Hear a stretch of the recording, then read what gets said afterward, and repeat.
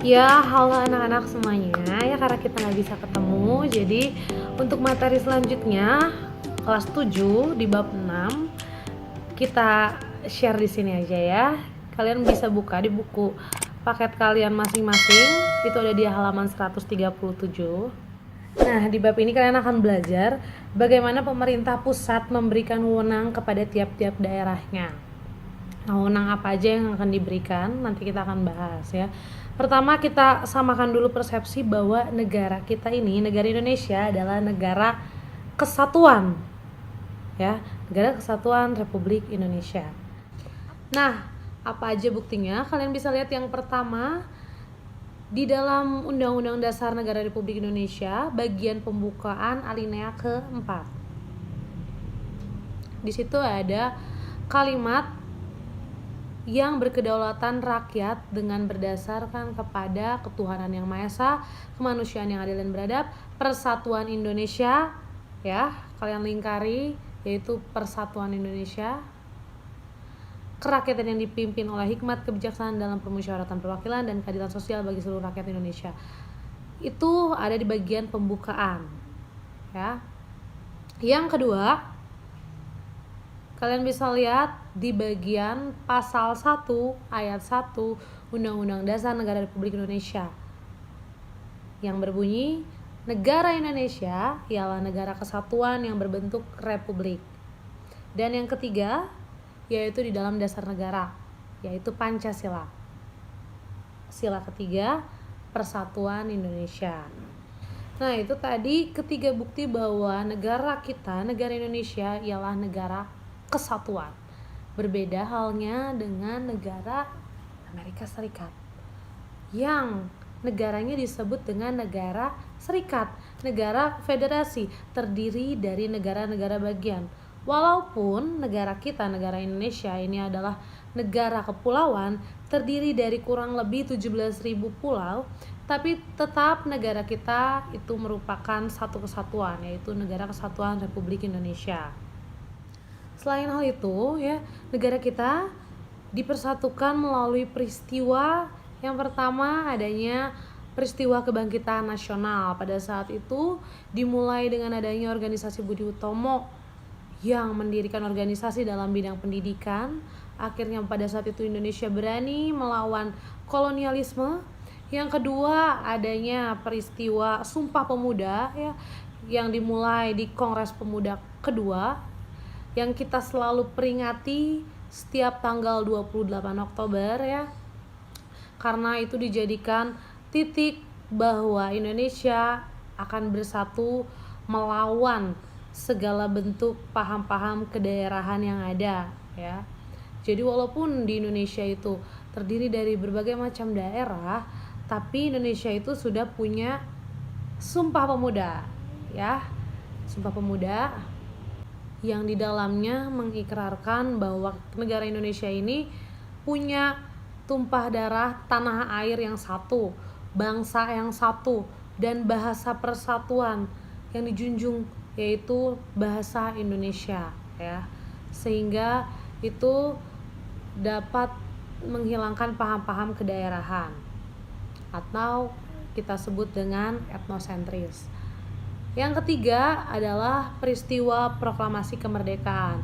Walaupun adanya pertentangan pendapat antara golongan muda dan golongan tua pada saat itu, karena golongan muda pada saat itu berupaya keras untuk mendesak para golongan tua untuk segera memproklamasikan kemerdekaan Indonesia.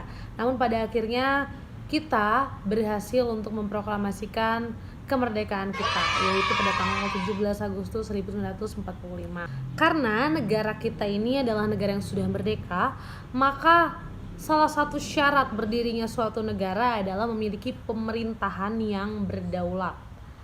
Pemerintahan yang berdaulat ini kalau kita lihat, kalian bisa buka di pasal 18 ya, pasal 18, 18A dan 18B. Itu tercantum bahwa negara Indonesia ini memiliki sistem pemerintahan dengan menganut desentralisasi ya. Desentralisasi ini proses di mana pemerintah pusat memberikan wewenang kepada pemerintah daerah untuk mengatur segala urusan di daerah itu. Nih ya, kalian bisa bayangkan kalau misalnya pemerintah pusat, di dalamnya itu presiden ya, ada dibantu wakil presiden, dibantu juga para menteri. Ini kita bicara eksekutif ya. Nah, bayangin kalau misalnya mereka harus terjun ke daerah yang ada di Indonesia ya.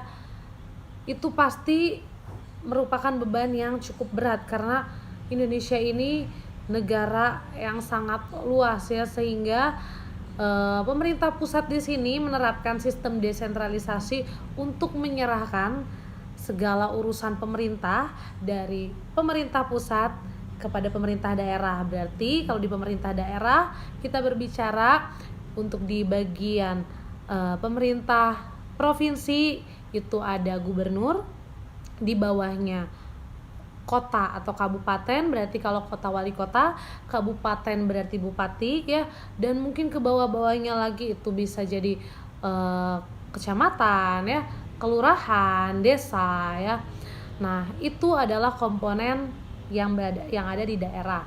Nah, jadi di sini yang mau dijelasin adalah pemerintah pusat menyerahkan segala urusan yang menjadi urusan pemerintahan pusat kepada daerah, berarti dari presiden ke gubernur atau dari gubernur ke wali kota atau bupati. Nah, supaya lebih jelas lagi, contohnya kayak gini. Ada seorang bupati, dia melihat satu fenomena di desanya. Di desa tersebut jalanannya sangat rusak. Akhirnya bupati tersebut mengambil satu keputusan untuk memperbaiki jalan tersebut.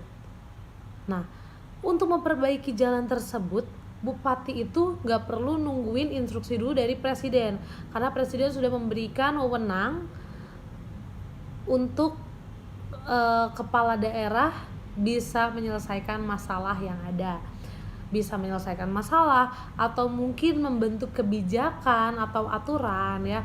Kita lihat di tiap daerah itu punya yang namanya peraturan daerah, dan peraturan daerah di daerah satu dengan daerah yang lain itu berbeda-beda, dan kita tidak bisa memaksakan bahwa setiap daerah itu harus memiliki aturan atau kebijakan yang sama ya, karena setiap daerah punya karakteristik, kondisi alam, mungkin budaya juga yang berbeda-beda, sehingga setiap kepala daerah memiliki wewenang, diberikan wewenang oleh pemerintah pusat untuk mengatur urusan daerahnya. Walaupun begitu, tetapi pemerintah pusat itu tidak lepas tangan, tetap akan ada koordinasi antara pemerintah pusat dan pemerintah daerah. Berbicara tentang tiap daerah, kalian sering mendengar mungkin kata-kata Daerah Istimewa Yogyakarta atau DIY, bukan DIY ya. Nah, DIY ini kenapa Yogyakarta itu bisa dikategorikan menjadi daerah istimewa? Tentu ada syarat-syarat mengapa bisa disebut sebagai daerah istimewa. Yang pertama, dari segi pemerintahannya yang masih menggunakan Keraton Jogja ya, dan berbagai macam kebudayaan yang ada di Yogyakarta. Yang kedua, kalian juga sering mendengar daerah khusus ibu kota Jakarta atau DKI Jakarta. Nah, DKI Jakarta ini disebut daerah khusus karena memiliki hak-hak khusus sebagai daerah, karena DKI Jakarta ini merupakan ibu kota dari negara Indonesia.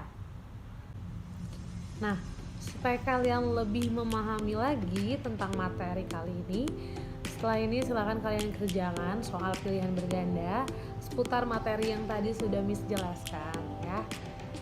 Jangan lupa untuk mengerjakan dengan jujur. Oke, sampai ketemu lagi.